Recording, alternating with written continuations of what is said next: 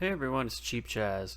I wanted to start off by saying that I love MBT and Luke Von Karma's Broke Boy Yu-Gi-Oh, but some of those deck prices really end up being expensive due to the shipping through multiple sellers if they actually bought those cards. If you actually built a deck for $1, this is what it would look like. This deck is only $1 due to purchasing through Direct by TCGplayer and paying for their subscription. Even without the subscription, we'd only be paying for one shipment through TCGplayer, so you'd only be adding a couple extra bucks or so. So getting into the deck profile, the main boss monster we have is the Wicked Dreadroot, running at 3. Each of these cards will be 3 cents a piece, and at the time were cheaper than the Wicked Eraser and the Wicked Avatar. The next boss monster that I'd like to include in this deck is the Master's Diploman. This card is only going to be 3 cents at the 1 copy. When this card is tribute summoned, it actually has some solid synergy with some of the other attack and defense altering cards in the deck, as you'll see coming up. It is still not that great, but it is worth the 3 cents that I paid for it. I then wanted to find a way to potentially pendulum summon a few monsters to, get some tribute fodder for the Wicked Dreadroot. So I went with 3 Rain Bozu and 3 Fire Opal heads.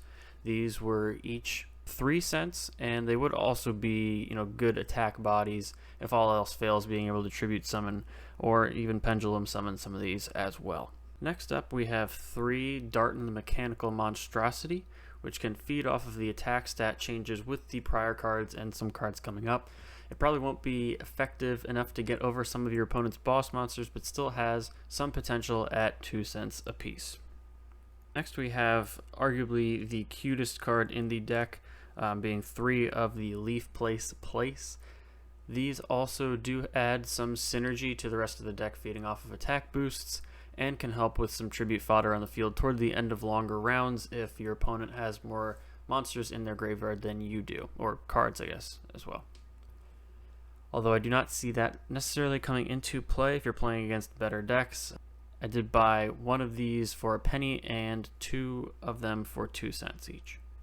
Coming up are a few defensive monsters, including the Performapal Turn Trooper. This can help stall a little bit if your opponent only has 1 attacking monster on the field, or it could banish all other monsters on the field for a few turns just to buy you a little bit of time, and this would only cost 3 cents each. Next we have Flip Frozen, which would instantly put all monsters your opponent controls in defense position, so if any of your monsters are attacked, it'll effectively end the battle phase for anyone else that is still out, and these were each 2 cents. Next we have Dracoon Lamp, and these would be most likely used as a 2,000 defense wall, but can potentially get up to 3,000 defense if you do have another one in your hand, being another worm monster, and you could potentially get over some problematic monsters that your opponent controls in a few different circumstances with its attack effect. And these were each 2 cents a piece. To round out the monsters, I did include a small Insector package here with 1 centipede and 2 ladybugs.